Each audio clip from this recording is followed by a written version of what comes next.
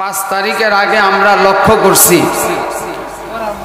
অনেক মুসলমানের সন্তান, অনেক এমপি মন্ত্রী তারা মুসলমানের সন্তান হওয়ার পরেও কাফের মুশরিক বেঈমানদের কাছে ভারতের দাদা বাবুদের থেকে কিছু সুযোগ সুবিধা গ্রহণ করার জন্য তাদের ঈমান বিক্রি করে দিছে। ঠিক এর আওয়াজটা এমন হয়েছে মনে হয় রাত 3টা বাজে। এখন আরো জোরে শুনতে চাই।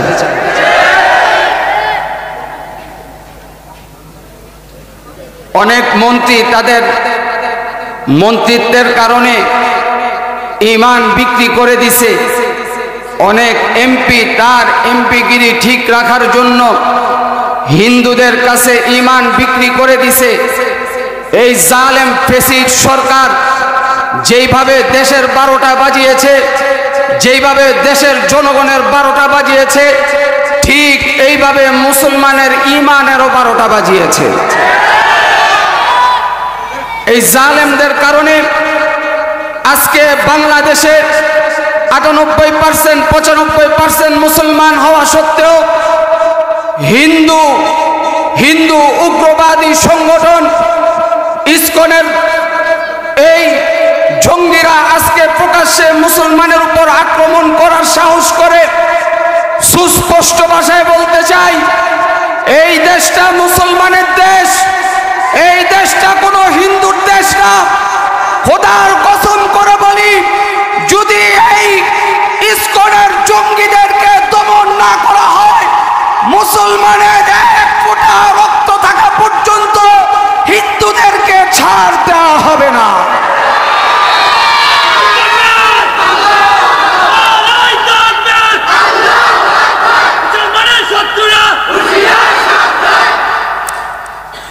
এই হিন্দুদেরকে এস্টাবলিশ করার জন্য, তারা তাদের ক্ষমতা টিকিয়ে রাখার জন্য তারা হিন্দুদেরকে যতটা সুযোগ সুবিধা দিয়েছে, মুসলমানদেরকে এর 10 ভাগের 1 ভাগও সুযোগ সুবিধা দেওয়া হয় না। যেই কোনো থানায়, যেই কোনো জেলায়, যেই কোনো ডিস্ট্রিক্টে গিয়েছি, বেশিরভাগ জায়গায় দেখা গেছে কোনো পুলিশ সুপার খবর নিয়ে দেখা গেছে হিন্দু মালাউন, ডিসি মালাউন। বাংলাদেশের বিভিন্ন জায়গায় বিভিন্ন অঞ্চলে পুলিশ প্রশাসনের মধ্যে ম্যাক্সিমাম হিন্দুদেরকে সুযোগ সুবিধা দেওয়া হয়েছে। আমাদের মুসলমানের সন্তানদেরকে এতটা সুযোগ সুবিধা দেওয়া হয় নাই, যার ফলে বৈষম্য বিরোধী ছাত্র আন্দোলন হয়েছে। যদি বাংলাদেশে মুসলমানের সন্তানদেরকে সুযোগ সুবিধা দেওয়া হতো, তাহলে বৈষম্য বিরোধী ছাত্র আন্দোলন হতো না। বাংলাদেশে তারা হিন্দুদেরকে এস্টাবলিশ করার চেষ্টা করেছে। আমি মনে করি তোমরা বোকার স্বর্গে বসবাস করেছো। এই দেশটা মুসলমানের দেশ। এই দেশে ইসলামের শিকড় অনেক গভীরে। যারাই ইসলাম নিয়ে ষড়যন্ত্র করেছে, তারাই এই দেশ থেকে বিতাড়িত হয়েছে। তাসলিমা নাসরিন ইসলাম নিয়ে ষড়যন্ত্র করেছে, ইসলামের বিপক্ষে কথা বলেছে, জুতার বাড়ি খেয়ে দেশ ত্যাগ করতে হয়েছে। দাউদ হায়দার ইসলামের বিপক্ষে কথা বলেছে, এই দেশ থেকে পলায়ন করতে হয়েছে। ফ্যাসিস্ট জালেম আওয়ামী সরকার তারা আলেমদের উপরে স্টিম রুলার চালিয়েছে, ইসলামের উপর ইসলামের ক্ষতি করার চেষ্টা করেছে, যার কারণে তারাও বাংলাদেশে টিকে থাকতে পারে না। আল্লাহ তাআলা আমাদের যাদেরকে ঈমান নামক দৌলত দান করেছেন, আল্লাহ তাআলা শুকরিয়া আদায় করতে হবে। আল্লাহ তাআলা আমাদেরকে জীবনের দুনিয়ার সর্বশ্রেষ্ঠ সম্পদের মালিক বানিয়েছেন। জোরে কোন আলহামদুলিল্লাহ।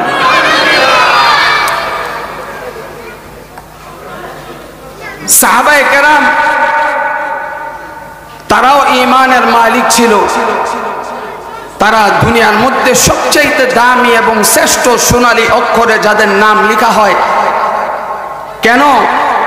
কারণ তাদের মধ্যে স্বচ্ছ ঈমান ছিল, নির্ভেজাল ঈমান ছিল। নির্ভেজাল ঈমান থাকার কারণে তারা সবচাইতে শ্রেষ্ঠ সম্পদের মালিক হয়েছেন। আল্লাহ তাআলা তাদেরকে দুনিয়ার মধ্যে সবচাইতে দামি এবং ইজ্জতওয়ালা বানিয়েছেন। কোরআনের মধ্যে আল্লাহ তাআলা তাদের সার্টিফিকেট দিয়েছেন, রাদিয়াল্লাহু আনহুম ওয়া রাদু আন, রাদিয়াল্লাহু আনহুম ওয়া রাদু আন। আল্লাহ তাআলা তাদের ঈমানের কারণে এমন সন্তুষ্ট হয়েছেন, এমন খুশি হয়েছেন, এমন খুশি হয়েছেন। আল্লাহ তাআলা আয়াত নাযিল করে দিয়েছেন। আল্লাহ তাআলা তাদের ব্যাপারে বলেন, আল্লাহ তাদের প্রতি সন্তুষ্ট হয়ে গেছে। জোরে কোন সুবহানাল্লাহ। উলাইকাল্লাযীনা ইমতাহানাল্লাহু কুলুবাহুম লিত্তাকওয়া লাহুম মাগফিরাতুন ওয়া আজরুন আযীম। আল্লাহ তাআলা তাদের ব্যাপারে বলেন, আল্লাহ তাদের ঈমানের পরীক্ষা নিয়েছেন। তারা ঈমানের মধ্যে ফার্স্ট ডিভিশন ফার্স্ট করেছে। তারা ঈমানের কারণে, নির্ভেজাল ঈমানের কারণে আল্লাহ তাআলার কাছে তারা পুরস্কৃত হয়েছেন। এই জন্য কিয়ামত পর্যন্ত যত উম্মতে মুহাম্মদী আসবে, আল্লাহ তাআলা তাদের উদ্দেশ্যে সাহাবায়ে কেরামের ঈমানের দৃষ্টান্ত পেশ করেন। আল্লাহ তাআলা কোরআন হাকিমের মধ্যে বলেন, আমিনু কামা আমানান নাস, আমিনু কামা আমানান নাস, আয় আমিনু কামা আমানাস সাহাবা। তোমরা ঈমান আনয়ন করো সাহাবায়ে কেরামের মতো। কারণ সাহাবায়ে কেরামের ঈমানের মধ্যে কোনো ভেজাল ছিল না। আল্লাহ তাআলা যেন ঈমানদারদেরকে বলতেছেন, হে ঈমানদাররা, তোমরা সাহাবায়ে কেরামের মতো ঈমান আনয়ন করো। কারণ তাদের ঈমানের মধ্যে কোনো ভেজাল ছিল না, তারা স্বচ্ছ ঈমানের মালিক ছিল। তারা দুনিয়ার সব কিছু বিলীন করে দিয়েছেন ঈমানের জন্য। তারা স্ত্রী ত্যাগ করেছেন, সন্তান ত্যাগ করেছেন, বিবি বাল বাচ্চা ত্যাগ করেছেন, তারা দেশ ত্যাগ করেছেন ঈমানের জন্য। জোরে কোন ঠিক না বেঠিক? বেলাল হাবশী রাদিয়াল্লাহু তাআলা আনহু ঈমান আনয়ন করার কারণে বেলালকে এমন কষ্ট দেওয়া হয়েছে। বেলাল ঈমান আনয়ন করার কারণে উমাইয়া তার বুকের উপর পাথর চাপা দিয়েছে, গরম উত্তপ্ত বালুর উপর শোয়া দিয়েছে। বেলালকে বলে, বেলাল ঈমান ছাড়। বেলাল বলে, না, আমি ঈমান ছাড়বো না। বেলাল বলে, আহাদ আহাদ আহাদ। বেলালের জবান দিয়ে আল্লাহ পাকের নাম উচ্চারিত হয়। এই জন্য কাফেররা বেলাল যাতে করে আল্লাহ পাকের নাম না নিতে পারে, এই জন্য তার জিভটা টান দিয়ে পেরেক লাগাই দিছে। তারপরও বেলালের ঠোঁটটা লড়ে। বেলালের ঠোঁটের কাছে কান লাগায় দেখে বেলাল কি বলে। বেলালের জবান থেকে আস্তে আস্তে আওয়াজ বের হয়, রব্বি আল্লাহ, রব্বি আল্লাহ, রব্বি আল্লাহ। আমাদের মালিককে জবান খুলে বলেন, আরো জোরে সর্বোচ্চ কণ্ঠে বলেন, মালিককে। বেলালকে জিজ্ঞেস করা হয়, বেলাল, এত কষ্ট দেওয়ার পরও কেন তুমি আল্লাহ পাকের নাম নিলা? বেলাল বলে, আমাকে তারা যতই কষ্ট দিয়েছে আমার কাছে কষ্ট মনে হয় নাই। তার কারণ হলো আমি যখন আল্লাহ পাককে ডাক দিয়েছি, রব্বি আল্লাহ, রব্বি আল্লাহ, রব্বি আল্লাহ, আমি যতটা ডাক দিছি আমার মাওলা আমার প্রত্যেকটা ডাকে সাড়া দিয়েছে। মুহতারাম হাজিরিন, এমন সাহাবায়ে কেরামের মতো স্বচ্ছ ঈমানের মালিক হওয়া, নির্ভেজাল ঈমানের মালিক হওয়া।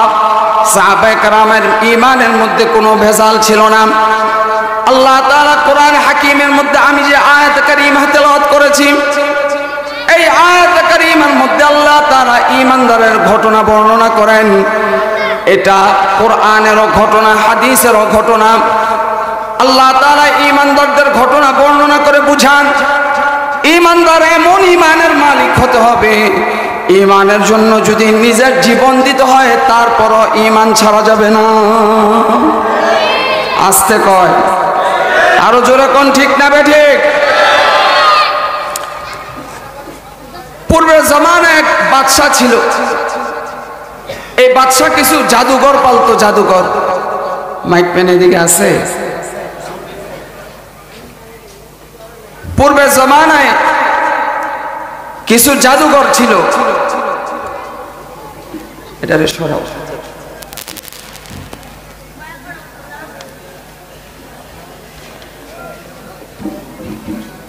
এটা সামনে যাও।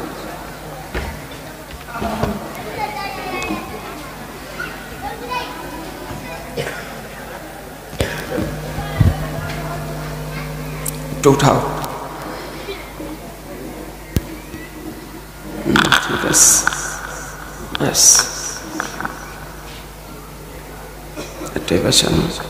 ঠিক আছে। পূর্বে জমানা একজন বাদশা ছিল, বেঈমান বাদশা। আগের দিনের বাদশারা জাদুঘর পালতো। কেন? তার রাষ্ট্রটাকে দেখে শুনে রাখার জন্য, জাদুর মাধ্যমে দেখে শুনে রাখার জন্য। যেমন ফেরাউন জাদুঘর পালতো। এবং বেঈমান বাদশারা তারা নিজেদেরকে রব দাবি করত। বর্তমান জামানায় আমাদের দেশে আমরা দেখি, বিগত সময় আমরা দেখছি, এই ফ্যাসিস্ট জালেম তারা তাদের নিজেদের ক্ষমতা টিকিয়ে রাখার জন্য তারা কিছু সন্ত্রাস বাহিনী আর হেলমেট বাহিনী পালত।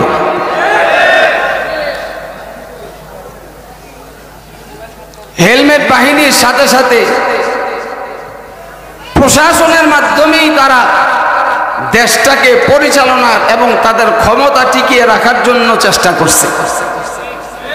যত আকাম কুকাম দেশের মধ্যে করছে, সব আকাম কুকাম এই পুলিশ নামক এই দলটা দিয়ে করাইছে। যত টর্চার সেল ছিল, সমস্ত টর্চার সেলগুলো এই প্রশাসনের মাধ্যমে করিয়েছে। আয়নাঘর প্রশাসনের মাধ্যমে করিয়েছে। দেশের মধ্যে যে বিভিন্ন দলের মানুষদেরকে তারা গুম করেছে, খুন করেছে, হত্যা করেছে, ম্যাক্সিমাম খুনগুলা তারা পুলিশের মাধ্যমে করিয়েছে। 5 তারিখের পর থেকে এই পর্যন্ত অনেক পুলিশ এখনো চাকরিতে জয়েন করেনি। তার কারণ হইল প্রত্যেকের নিজের হিসাব নিজের কাছে আছে। তার হিসাব তার নিজের কাছে আছে। সে ক্ষমতা থাকাকালীন অবস্থায় কতগুলো আকাম কুকাম করছে, কতগুলো মানুষ হত্যা করছে, তার নিজের হিসাব নিজের কাছে আছে। যার কারণে চাকরি থাকা সত্ত্বেও এখন জনসাধারণের সামনে সে আসতে পারে না। কারণ অনেক প্রশাসন এমন আছে যারা জনসাধারণের সামনে আসলে জনসাধারণ তাদেরকে জুতা দিয়া পিটাইয়া মাইরা ফেলায়। যেমন 5 তারিখের পরে দেখেন নাই, বিভিন্ন জায়গায় লটকাইয়া তারপরে পিটাইয়া মারছে, দেখছেন? কেন? এত ভালো মানুষ হইলে অর্ধ উলঙ্গ কইরা হাফ প্যান্ট পরাইয়া পিটাইয়া মানুষ মারত না।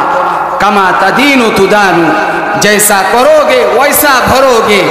দুনিয়ায় যেমন করবা তেমন ফল পেয়ে যেতে হবে। যদি ভালো কর্ম করে ভালো কর্মর ফল অবশ্যই পাবে, আর যদি খারাপ কাজ করে খারাপ কাজের ফল দুনিয়ার মধ্যেই পেয়ে যাবে। এই পূর্বের যুগের এক বাদশা ছিল, জাদুঘর পালতো। জাদুঘরের যখন বয়স হয়ে গেছে তখন জাদুঘর বলে, জাহাপনা, আপনি পুরা দেশ থেকে একটা ব্রিলিয়ান্ট, একটা মেধাবী ছেলে যাচাই বাছাই করে আমার কাছে আনেন, যাতে করে আমি তাকে জাদুবিদ্যা শিখাতে পারি এবং সে জাদুবিদ্যার মাধ্যমে আপনার রাষ্ট্রটাকে দেখে শুনে রাখতে পারে। খুব ভালো করে কথা শুনে বাচ্চা পুরা দেশ থেকে যাচাই বাছাই করে একটা ব্রিলিয়ান্ট মেধাবী ছেলে এই জাদুকরের কাছে এনে দিছে। জাদুকর তাকে বলতেছে, তুমি প্রতিদিন আমার কাছে আসবা আর জাদুবিদ্যা শিখবা। ঠিক আছে। এই ছেলেটা প্রতিদিন বাড়ি থেকে আসে আর জাদুকরের কাছে এসে জাদুবিদ্যা শিখে আবার চলে যায়। এই আসা যাওয়ার পথে ঈসা আলাইহিস সালাতু ওয়াস সালামের একজন আলেম, একজন রাহেবের বাড়ি পড়ছে। এই আলেমটা দেখে এই ছেলেটা প্রতিদিন তার বাড়ি থেকে আসা যাওয়া করে, তার বাড়ির পাশ দিয়ে আসা যাওয়া করে। জিজ্ঞেস করে, তুমি কোথায় যাও? বলে, আমি বাদশার দরবারে যাই। কেন যাও? বলে, জাদুবিদ্যা শিখার জন্য। বলে, আমি আমার রবের কাছে যাই জাদুবিদ্যা শিখার জন্য। তখন ওই আলেম তাকে দাওয়াত দেয়, ওটা তোমার রব না, ওটা তোমার রব না, তোমার রব হলেন একমাত্র শুধুমাত্র আল্লাহ। জবান খুলে মোহাব্বতের সাথে বলেন, আমাদের মালিককে। ওই আলেম বলে, ওইটা তোমার রব না, তোমার রব একমাত্র আল্লাহ। যিনি আমার মালিক, তোমার মালিক, তিনি একমাত্র আল্লাহ। আল্লাহু লা ইলাহা ইল্লা হুয়াল হাইয়ুল কাইয়্যুম লা তাখুযুহু সিনাতুন ওয়ালা নাওম লাহু মা ফিস সামাওয়াতি ওয়া মা ফিল আরদ মান যাল্লাযী ইয়াশফাউ ইনদাহু ইল্লা বিইজনিহি। ওই আলেম বলে, আল্লাহ তিনি একমাত্র আল্লাহ, তিনি একমাত্র সৃষ্টিকর্তা। বাদশাহ তোমার আলেম, বাদশাহ তোমার রব না। তখন তাকে বলে, তুমি কালিমা পড়ো। তাকে কালিমার দাওয়াত দিয়েছে, সে কালিমা পড়ছে, লা ইলাহা ইল্লাল্লাহ, লা ইলাহা ইল্লাল্লাহ, লা ইলাহা ইল্লাল্লাহ। ওই বালকটা কালিমা পড়ে মুসলমান হয়ে গেছে, ঈমানদার হয়ে গেছে। বালকটাকে বলে, এখন তোমার কাজ হলো ইলম শিখা। ইলম শিখা ফরজ। এই যে মাদ্রাসা খুলছে, মাদ্রাসার মধ্যে বাচ্চাদেরকে ইলমে দ্বীন শিক্ষা দেওয়া হয়, কারণ মুসলমানের সন্তান ইলমে দ্বীন শিক্ষা করা ফরজ। নামাজ ইলম ছাড়া পড়া যায় না, রোজা ইলম ছাড়া রাখা যায় না, হজ ইলম ছাড়া করা যায় না, শরীয়তের কোনো বিধিবিধান ইলম ছাড়া করা যায় না। এই জন্য ইলম শিক্ষা করা ফরজ।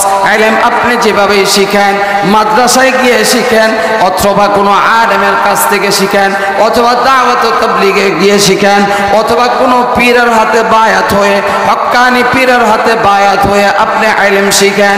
ইলম শিক্ষা করা ফরজ, ইলম শিখতে হবে। বালকটাকে বলে, ইলম শিক্ষা করা ফরজ, তুমি প্রতিদিন আসা যাওয়ার পথে আমার কাছে ইলম শিখবা। বালকটা প্রতিদিন আসে যায় আর রাস্তার মাঝখানে আলেমের কাছে ইলম শিখে। ইলম না শিখার কারণে আজকে আমাদের সমাজের অনেক মুসলমানের সন্তান নাস্তিক আর মুরতাদ হইতেছে। আরো জোরে কন। ভার্সিটির মধ্যে পড়ে ইলমে দ্বীন না শিখার কারণে, শরীয়তের ইলম না শিখার কারণে তারা নাস্তিক আর মুরতাদ হয়ে যাচ্ছে। কারণ তাকে ইলমে দ্বীন শিক্ষা দেওয়া হয় নাই, ইসলামী শিক্ষায় শিক্ষিত করা হয় নাই। আর তার অভিভাবক, তার বাবা মা যদি তাকে ইসলাম শিখাতো, আল্লাহ চিনাইতো, রসুল চিনাইতো, আখিরাত চিনাইতো, তাহলে এই ছেলেটা কোশ্চিন কালেও নাস্তিক আর মুরতাদ হইতে পারতো না। জোরে কোন ঠিক না ঠিক? বাচ্চাটা প্রতিদিন ইলমে দ্বীন শিখে আসে আর যায়। হঠাৎ করে একদিন আসা যাওয়ার পথে রাস্তার মাঝখানে একটা বিশাল বড় প্রাণী, দাব্বাতুন আযীমা, হাদিস শরীফের মধ্যে আসছে, বড় একটা প্রাণী। ওই পারের মানুষ এই পারে আসতে পারে না, এই পারের মানুষ ওই পারে যাইতে পারে না। যেমন আমাদের দেশে রাস্তার মাঝখানে যদি হাতি যদি দাঁড়ায়, দেখা যায় গাড়ি ঘোড়া সব বন্ধ হয়ে যায়, মানুষ দাঁড়ায় থাকে। ঠিক এমন ভাবে বড় একটা প্রাণী রাস্তার মাঝখানে, ওই পারের মানুষ এই পারে আসতে পারে না, এই পারের মানুষ ওই পারে যাইতে পারে না। এই বালকটাও আটকা পড়ছে। বালকটা বলে, মনে মনে বলে, আজকে আমার বিশাল একটা সুযোগ। কে সত্য, আলেম সত্য না জাদুঘর সত্য? কে প্রকৃতপক্ষে রব? ওই জাদুঘর রব নাকি আলেম যাকে রব বলে পরিচয় করায় দিল সে প্রকৃতপক্ষে রব? আজকে আমার বিশাল পরীক্ষা করার সুযোগ। বালকটা ছোট্ট একটা কঙ্কর হাতে নিছে। কঙ্কর হাতে নিয়ে বালকটা মনে মনে দোয়া করে, আল্লাহুম্মা ইন কানা আহাব্বা ইলাইকা, আল্লাহুম্মা ইন কানা আমরুর রাহিবি আহাব্বা ইলাইকা মিন আমরিস সাহির ফাকতুলহু, আল্লাহুম্মা ইন কানা আমরুর রাহিবি আহাব্বা ইলাইকা মিন আমরিস সাহির ফাকতুলহু। আয় আল্লাহ, যদি আপনার কাছে এই আলেম সত্যবাদী হয়ে থাকে, এই আলেম যদি আপনার কাছে প্রিয় হয়ে থাকে, আলেম যে আমাকে দ্বীনের দাওয়াত দিয়েছে, আলেম যে আমাকে কালিমার দাওয়াত দিয়েছে, আল্লাহ যদি এটা আপনার কাছে বেশি প্রিয় হয়ে থাকে, ওই জাদুঘরের কাছ থেকে আল্লাহ এই উসিলায় আপনি প্রাণীটাকে হত্যা করে দেন। এই বালকটা মনে মনে এই দোয়া করে ওই কঙ্করটা নিক্ষেপ করছে, সঙ্গে সঙ্গে কুদরতিভাবে আল্লাহ তাআলা ওই প্রাণীটাকে ধ্বংস করে দিছে। এখন মানুষজন বলে এতক্ষণ আমরা লাঠি সুটা নিয়ে দাঁড়ায় রইলাম, এতক্ষণ পর্যন্ত আমরা চেষ্টা করলাম, এই প্রাণীটাকে সরাইতে পারলাম না। এই বালকটা ছোট্ট কঙ্কর নিক্ষেপ করার কারণে প্রাণীটা সরে গেল। বালকটাও বুঝছে কে সত্য, কে প্রকৃতপক্ষে রব। বালকটা বুঝে গেছে ওই জাদুঘর রব না, রব একমাত্র শুধুমাত্র কে? বালকটাও বুঝছে রব একমাত্র আল্লাহ। বালকটার ঈমান আরো পাকাপোক্ত হয়েছে। এখন মানুষগুলা তাকে দেখে মানুষগুলা বলে নিশ্চয়ই তার কাছে কোনো কারিশমা আছে। অন্ধ এসে বলে আমাকে ভালো করে দাও। বালকটা বলে লা আশফি ইন্নামা ইয়াশফি আল্লাহ, আমি সুস্থ করার মালিক না, সুস্থ করার মালিক একমাত্র আল্লাহ। আল্লাহ তাআলা সুস্থ করার মালিক। আল্লাহ পাকের নাম নিয়ে বালকটা অন্ধ ব্যক্তির চোখের মধ্যে হাত বুলায় দেয়, আর অন্ধটার সাথে সাথে সুস্থ হয়ে যায়। ল্যাংড়া আসে, ল্যাংড়া এসে বলে আমাকে ভালো করে দাও। বালকটা বলে লা আশফি ইন্নামা ইয়াশফি আল্লাহ। বালকটা আল্লাহ পাকের নামে ল্যাংড়ার পায়ের মধ্যে হাত বুলায় দেয়, ল্যাংড়ার সঙ্গে সঙ্গে সুস্থ হয়ে যায়। অসুস্থ মানুষ আছে, অসুস্থ মানুষকে হাত বুলায় দেয়, ভালো হয়ে যায়। পুরা দেশের মধ্যে এই খবরটা ছড়ায় পড়ছে কি এমন এমন একটা বালক আছে, এই বালকটা হাত বুলায় দিলে মানুষ সুস্থ হয়ে যায়। তখন ওই বাদশার একজন মন্ত্রী ছিল অন্ধ, চোখে দেখে না। ওই মন্ত্রীকে মানুষ বলে আপনার দেশের মধ্যে এমন একজন বালক আছে, ওই বালকটার কাছে আপনি যান, সে হাত বুলায় দিলে আপনি সুস্থ হয়ে যাবেন। তখন ওই মন্ত্রী বালকটার কাছে অনেক হাদিয়া তোহফা নিয়ে আসছে, এসে বলে আমাকে ভালো করে দাও। তখন ওই বালকটা বলে লা আশফি ইন্নামা ইয়াশফি আল্লাহ, আমি সুস্থ করার মালিক না, সুস্থ করার মালিককে। জবান খুলে জোরে বলেন কে? বলে একটা শর্ত আছে, যদি তুমি কালিমা পড়ো তাহলে আমি তোমার জন্য আল্লাহ পাকের কাছে দোয়া করব। তখন মন্ত্রী বলে ঠিক আছে, আমি কালিমা পড়লাম, লা ইলাহা ইল্লাল্লাহ। কালিমা পড়ে সঙ্গে সঙ্গে ঈমানদার হয়ে গেছে। তখন বালকটা আল্লাহ পাকের নামে হাত বুলায় দিছে, আল্লাহ তাআলা ওই মন্ত্রীকে কুদরতিভাবে সুস্থ করে দিছে।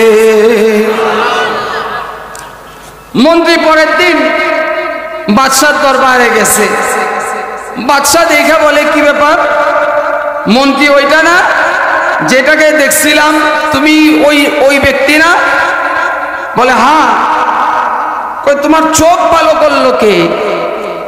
তখন মন্ত্রী উত্তর দেয় আল্লাহ, আমার চোখ ভালো করছেন আল্লাহ। তখন বাদশা বলে ওয়ালাকা রব্বুন গায়রি, আমি ছাড়াও কি তোমার রব আছে নাকি? তখন মন্ত্রী বলে হ্যাঁ, তুমি তো রব না, তুমি মিথ্যাবাদী। রব একমাত্র তিনি, যিনি আমাকে সৃষ্টিকর্তা, তোমাকে সৃষ্টিকর্তা, কুল জাহানের মালিক যিনি। शजर में या हजर में तेरे रंग बू है, शजर में या हजर में तेरे रंग बू है, जिधर चाहता हूँ मैं इधर तू है, जिधर चाहता हूँ मैं इधर तू है, तो खुदावंद यमीनी तो खुदावंद शिमाली, तो खुदावंद यमीनी तो खुदावंद शिमाली, तो खुदावंद समावी तो खुदावंद अरादी, तो खुदावंद समावी तो खुदावंद अरादी, तो खुदा मालिक फिरदौस खुदा खालिक तू नार, तो खुदा खालिक फिरदौस खुदा खालिक तू नार, तो गुनाहगार के रहमान नफरमान के सत्तार, तो गुनाहगार के रहमान नफरमान के सत्तार। মন্ত্রী বলে রব তো একমাত্র তিনি যিনি আমার মালিক, তোমার মালিকুল জাহানের মালিক। বাদশা তাকে জিজ্ঞেস করে তুমি এই ঈমানের দাওয়াত পাইলে কোত্থেকে, তোমাকে ভালো করলো কে? বলে ওই বালকটা আমাকে ভালো করছে। বালকটাকে ডেকে আনছে, বালকটাকে ডেকে এনে বলে তুমি তাকে সুস্থ করছো? বলে লা আশফি ইন্নামা ইয়াশফি আল্লাহ, আমি সুস্থ করার মালিক না, সুস্থ করার মালিক একমাত্র আল্লাহ। আল্লাহ তাআলা তাকে সুস্থ করছে, আমি তাকে দোয়া করে দিছি। বালকটাকে বলে তুমি তাকে ঈমানের দাওয়াত দিছো? বলে হ্যাঁ আমি ঈমানের দাওয়াত দিছি। বালকটাকে জিজ্ঞেস করে তুমি ঈমানের দাওয়াত পাইছো কোত্থেকে? বলে বলা যাবে না, কারণ আলেম তাকে বলে দিছে তুমি আমার কথা বলবা না। বর্তমান জমানায় আমি ছাড়া দ্বীনের দাওয়াত দেওয়ার মতো আর কেউ নাই, তুমি আমার কথা বইল না। এই জন্য বালকটা তার নাম বলে না। বালকটাকে অনেক প্রহার করার পরে, বালকটাকে অনেক অত্যাচার করার পরে বালকটা ওই আলেমের নাম বলে দিছে। আলেমকে ডেকে আনছে, আলেমকে বলে তুমি এই বালককে কালিমার দাওয়াত দিছো, ঈমানের দাওয়াত দিছো? বলে হ্যাঁ আমি কালিমার দাওয়াত দিছি, ঈমানের দাওয়াত দিছি। বলে তুমি ঈমান ছাড়ো, না হয় তোমাকে হত্যা করা হবে। তখন সেই বলে আমাকে হত্যা করতে পারো, কিন্তু আমি ঈমান ছাড়বো না। আমাদের আলেম ওলামাদেরকে এমন হুমকি দেওয়া হয়েছে, আলেমদেরকে জেলের মধ্যে আবদ্ধ করা হয়েছে। দিনের পর দিন, মাসের পর মাস, বছরের পর বছর আলেমকে বলছে তুমি ইসলামের দাওয়াত দেওয়া ছাড়ো, হক কথা বলা ছাড়ো, ইসলামের দাওয়াত দিতে পারবা না, হক কথা ছাড়তে পারবা না, মুসলেকা দাও, তাহলে তোমাকে জেল থেকে ছাড়া হবে। আলেমরা বলছে আমরা যদি ঈমানের কারণে, ইসলামের কারণে ফাঁসির মঞ্চে চলতে হয়, তারপরেও আমরা ইসলামের দাওয়াত থেকে বিন্দু মাত্র আমরা পিছপা হব না। আলেমদেরকে জেলের মধ্যে আবদ্ধ করে দিনের পর দিন, মাসের পর মাস, বছরের পর বছর তাদেরকে নিরপরাধ ভাবে শাস্তি দেওয়া হয়েছে। খোদার কসম করে বলি, এই দেশে যদি ৪৫ বছর পরে যুদ্ধ অপরাধীদের বিচার হতে পারে, যে জালেম খুনি হাসিনা আলেমদেরকে কষ্ট দিয়েছে, নিরপরাধ ভাবে জেল খাটিয়েছে, তার বিচার এই বাংলার জমিনে হবেই হবে, হবেই হবে।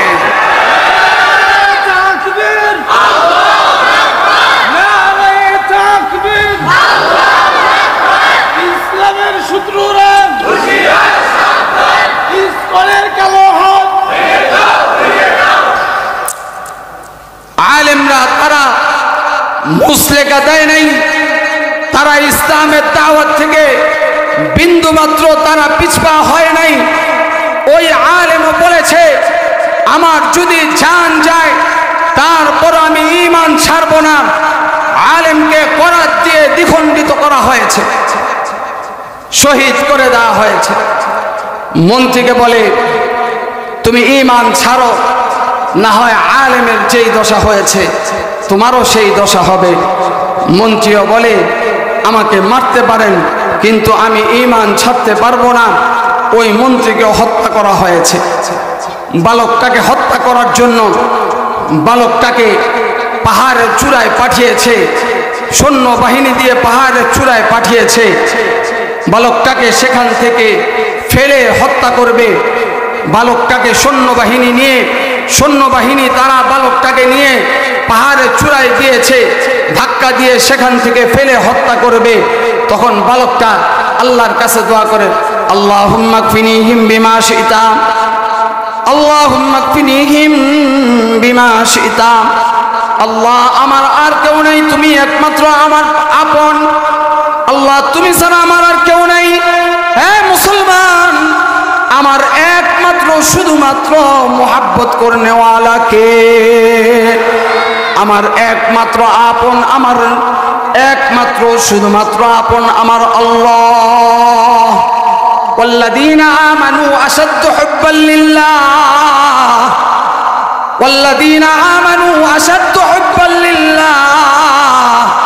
আল্লাহ তাআলা বলেন, যারা ঈমানদার তারা সবচেয়ে বেশি মুহাব্বত করে আল্লাহকে। আল্লাহ সবচেয়ে বেশি মুহাব্বত করে ঈমানদারদেরকে।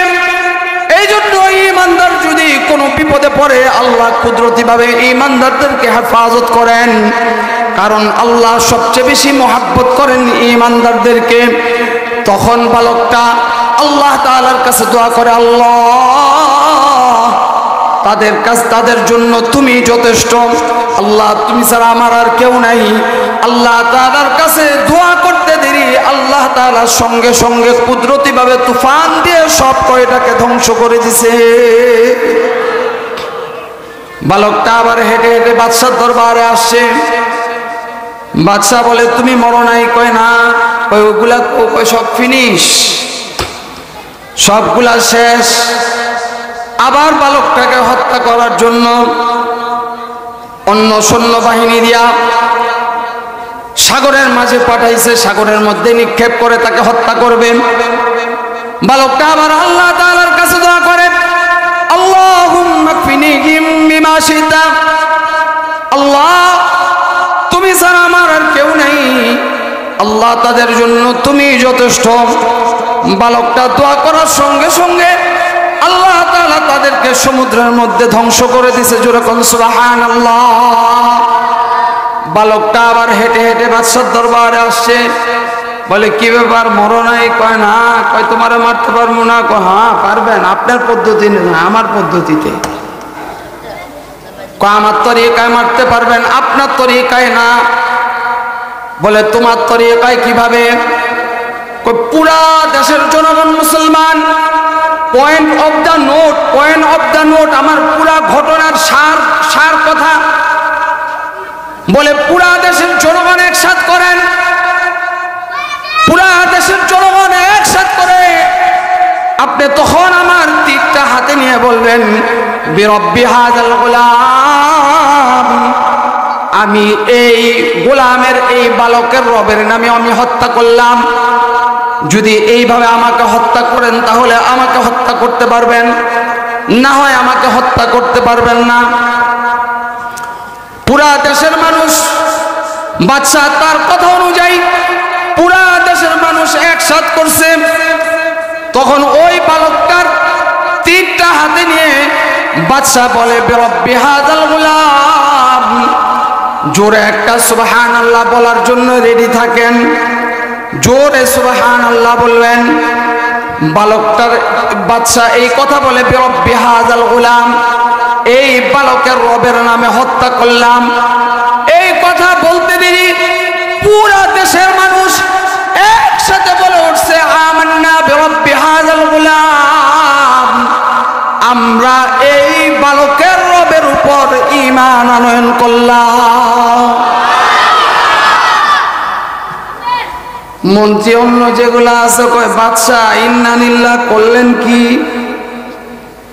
একটারে মারতে গিয়া সব কয়টার ইমানদার বানায় ফেলাইলেন। কাজটা হইল কি? বাদশারে তেল মারা শুরু করছে। কিছু তেল বাজ আছে আমাদের দেশে মনে হয় নাই। বাদশারে তেল মারতেছে আর পুশিং দিতেছে। বলে, করণীয় কি? কয়, সব কয়টাকে হত্যা করতে হবে, একটা ইমানদারকে রাখা যাবে না, সব কয়টাকে হত্যা করতে হবে। বলে, কিভাবে হত্যা করব? বলে, বিশাল গর্ত খনন করেন, এর মধ্যে আগুন জ্বালায় দেন। এর মধ্যে আগুন জ্বালানোর পরে তারপরে একটা একটা করে এর মধ্যে নিক্ষেপ করেন। বাদশাহ তাদের কথা অনুযায়ী অনেক বড় গর্ত খনন করছে, আগুন জ্বালায় দিছে। তারপরে একজন একজন করে ইমানদার আনে আর আগুনের মধ্যে নিক্ষেপ করে, একজন একজন করে ইমানদার আনে আর আগুনের মধ্যে নিক্ষেপ করে, একজন একজন করে ইমানদার আনে আর আগুনের মধ্যে নিক্ষেপ করে।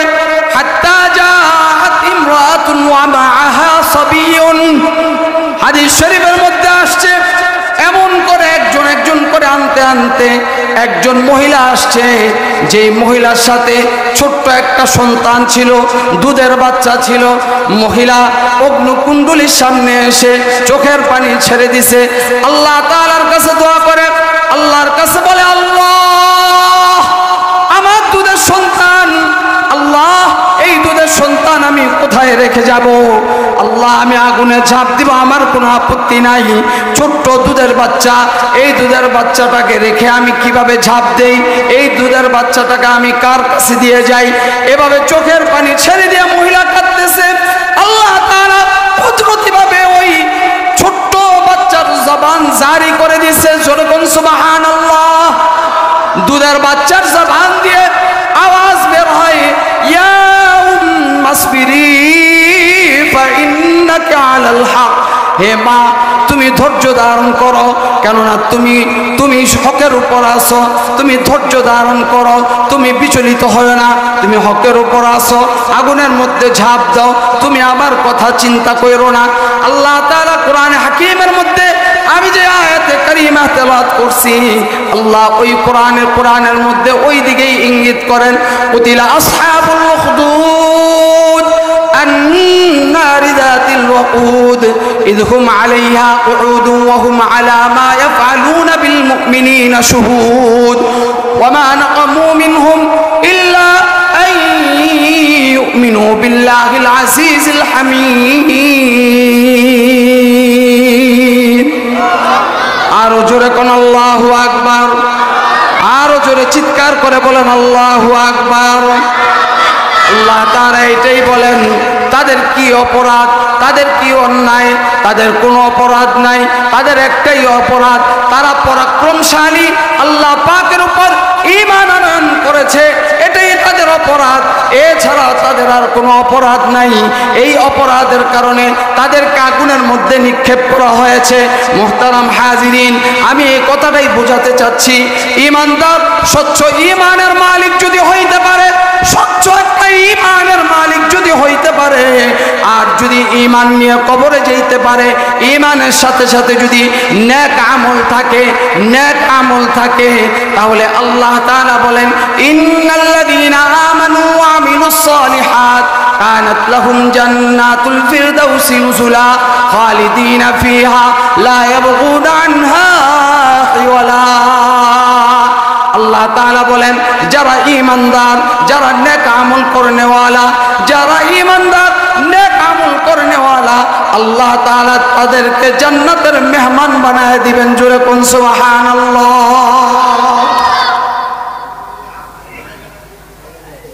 যদি ঈমান আর নেক আমল থাকে, আর কোনো টেনশন নাই। আপনি আমি মওতের আগ দিয়ে ঈমানের স্বচ্ছ ঈমানের মালিক যদি হইতে পারি, তাহলে অটোমেটিক জবান দিয়ে বের হয়ে যাবে, অটোমেটিক জবান দিয়ে বের হয়ে যাবে, লা ইলাহা ইল্লাল্লাহু মুহাম্মাদুর রাসূলুল্লাহ। পাশের থেকে কেউ শিখিয়ে দিতে হবে না, তুমি কালিমা পড়ো। পাশের থেকে কেউ বলতে হবে না, তুমি কালিমা পড়ো। মওতের আগ দিয়ে যখন মালাকুল মউত চলে আসবে, অটোমেটিক জবান দিয়ে বের হয়ে যাবে, আল্লাহ আল্লাহ আল্লাহ আল্লাহ আল্লাহ আল্লাহ আল্লাহ আল্লাহ আল্লাহ আল্লাহ আল্লাহ আল্লাহ আল্লাহ আল্লাহ আল্লাহ আল্লাহ আল্লাহ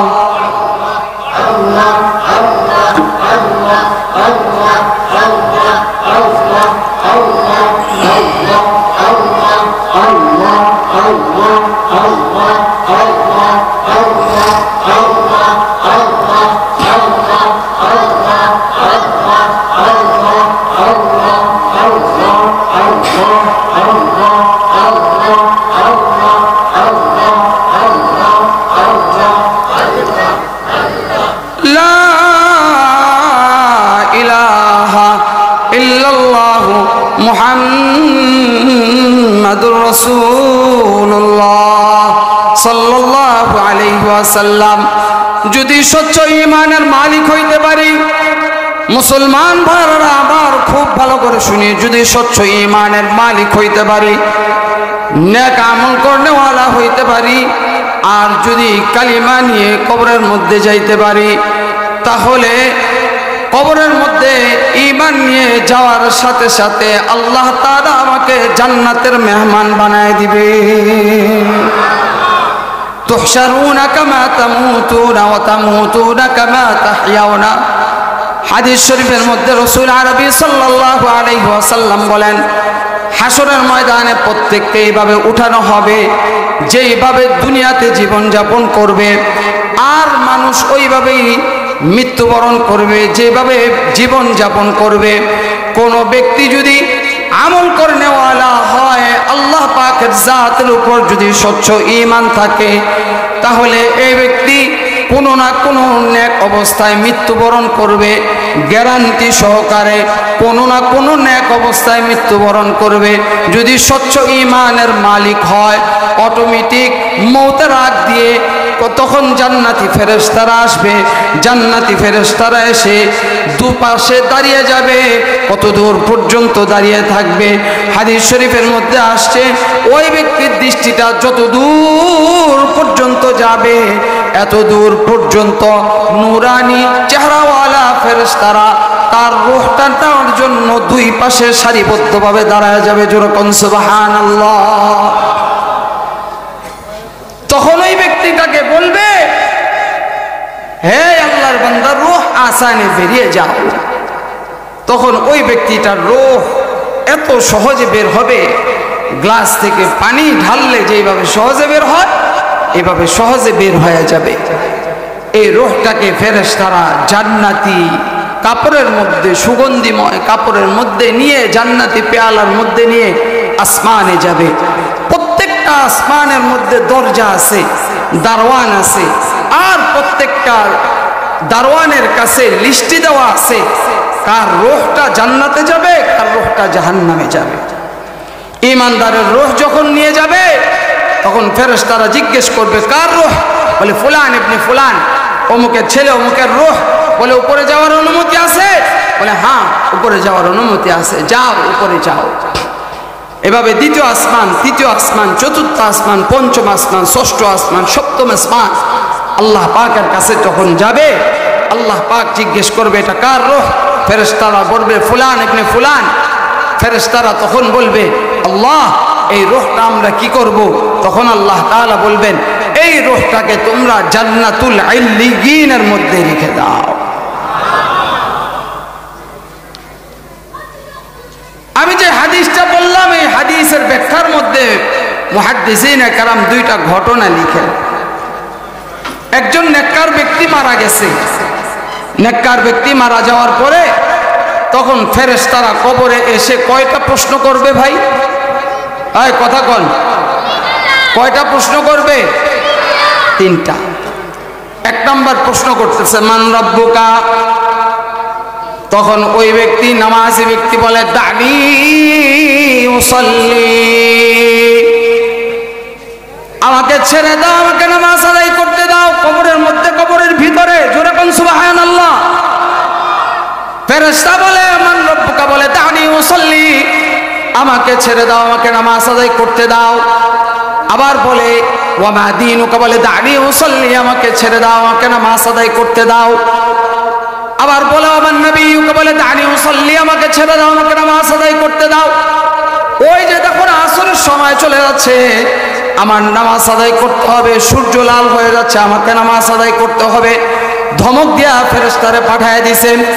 ফেরেশতারা আল্লাহ তাআলার কাছে গিয়ে বলে, আল্লাহ, জমিনের মধ্যে তোমার অনেক বান্দা দেখছি, এমন বান্দা তো দেখি নাই। আমরা প্রশ্ন করি, আমাদেরকে উল্টা ধমক লাগায় দেয়। আল্লাহ তাআলা বলবেন, আমার এই বান্দাকে প্রশ্ন করার দরকার নাই। আমার এই বান্দা প্রশ্নের জবাব দিয়ে কবরের মধ্যে আসছে। আমার এই বান্দা সব সময় নামাজের হালতে থাকার চেষ্টা করত। আমার এই বান্দা দুনিয়ার মধ্যে সব সময় নামাজের অপেক্ষায় থাকতো। আমার এই বান্দাকে আর প্রশ্ন করার দরকার নাই। যা যা, আমার এই বান্দা বান্দাকে বিনা প্রশ্নে জান্নাতের মালিক বানায় দে। আরেক আল্লাহর বান্দা তোয়াফ করতেছে, লাব্বাইক আল্লাহুম্মা লাব্বাইক লাব্বাইক আল্লাহুম্মা লাব্বাইক ইন্নাল হামদা ওয়ান নি'মাতা লাকা ওয়াল মুলক লা শারীকা লাক। এইভাবে তালবিয়া পড়তে পড়তে আগের জামানার কথা, বহু আগের জামানার কথা, উটের পিঠে চড়ে আল্লাহ পাকের ঘর তোয়াফ করতেছে। এইভাবে লাব্বাইক আল্লাহুম্মা লাব্বাইক বলতে বলতে ওই আল্লাহর বান্দা আল্লাহর ঘরটা তোয়াফ করতেছে। আল্লাহ তাআলা যাদেরকে আল্লাহ পাকের ঘর তোয়াফ করার তৌফিক দিয়েছেন, কতই না মজা লাগে। ওই কালো ঘরটা দেখলে কতই না মজা লাগে, ওই কালো ঘরটার দৃষ্টিতে আসলে কতই না মজা লাগে। দুনিয়ার সব শান্তি যেন ওখানেই। আল্লাহ পাকের ঘরের সামনে যখন একটা মানুষ যায়, একটা কঠিন দিলওয়ালা মানুষও যদি আল্লাহ পাকের ঘরের সামনে যায়, তাহলে তার চোখের পানি ঝরঝর করে চোখের পানি ঝরতে থাকবে। ওই কালো গিলাপটার দিকে তাকাইলে আল্লাহ পাকের কথা স্মরণ হয়, আল্লাহর মুহাব্বতের কথা স্মরণ হয়, আখিরাতের কথা স্মরণ হয়। তখন মানুষের ভিতরে, মানুষের দিল নরম হয়ে যায়, আল্লাহ পাকের মুহাব্বত অন্তরের মধ্যে চলে আসে। এই আল্লাহর বান্দা আল্লাহর মুহাব্বত নিয়ে এইভাবে তালবিয়া পড়তেছে উটের পিঠে চড়ে। হঠাৎ করে উটের পিঠ থেকে পড়ে মারা গেছে। লাব্বাইক আল্লাহুম্মা লাব্বাইক বলতে বলতে মারা গেছে।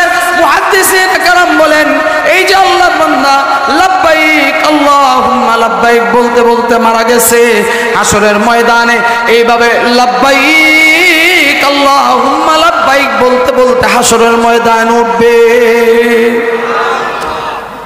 তাহলে চিন্তা করেন, কোন মানুষ যদি মৃত্যুর আগে কালিমা পড়ে আল্লাহ আল্লাহ আল্লাহ আল্লাহ আল্লাহ আল্লাহ আল্লাহ বলতে বলতে যদি মারা যায়, আল্লাহ রাসূলের হাদিস অনুযায়ী এই ব্যক্তিও হাসরের ময়দানে আল্লাহ আল্লাহ বলতে বলতে উঠবে।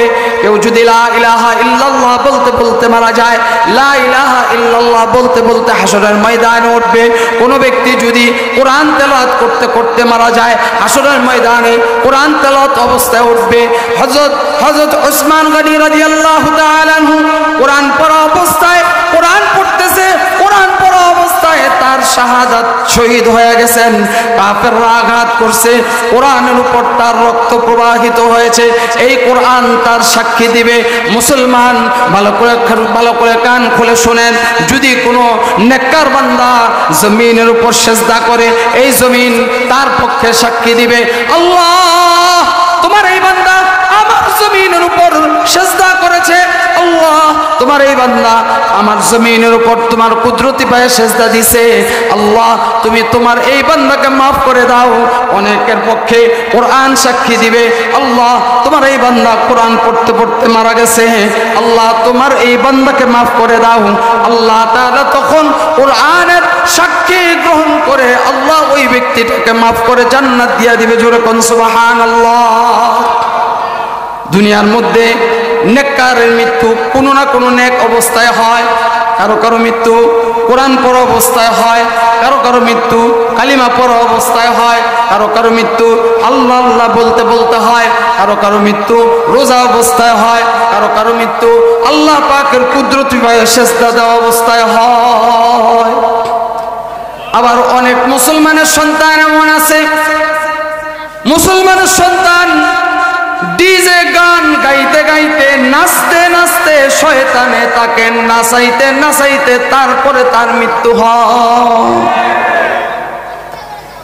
মদ খাইতে খাইতে মৃত্যু হয়, জিনা করতে করতে মৃত্যু হয়, বাজে কাজ করতে করতে মৃত্যু হয়, ছিনতাই করতে করতে মৃত্যু হয়, ডাকাতি করতে গেছে ডাকাতি করতে গিয়ে মৃত্যু হয়।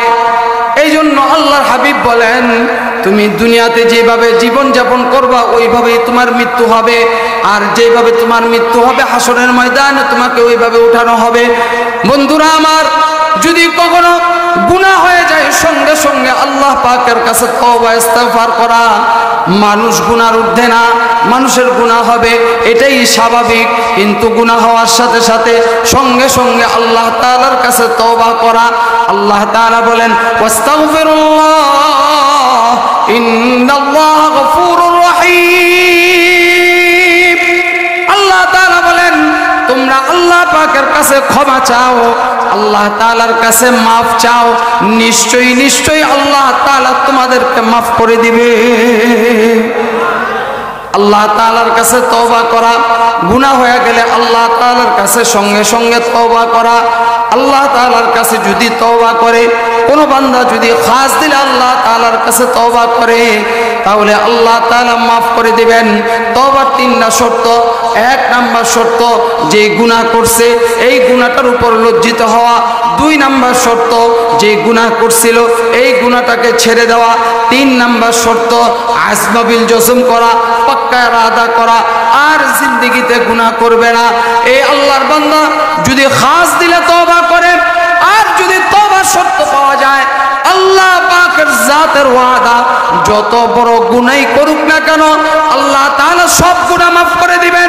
যেমন এক হাদিসের মধ্যে আসছে, একজন আল্লাহর বান্দা সারা জিন্দেগি গুনাহ করেছে, সারা জিন্দেগি গুনাহ করছে, সারা জিন্দেগি আল্লাহর নাফরমানি করছে, আর শুধু দেবতার নাম নিছে, সমাদ সমাদ সমাদ, সনাম সনাম সনাম সনাম সনাম, দেবতার নাম নিছে, সনাম সনাম সনাম সনাম সনাম। হঠাৎ করে জবান দিয়ে বের হয়ে গেছে সমাদ,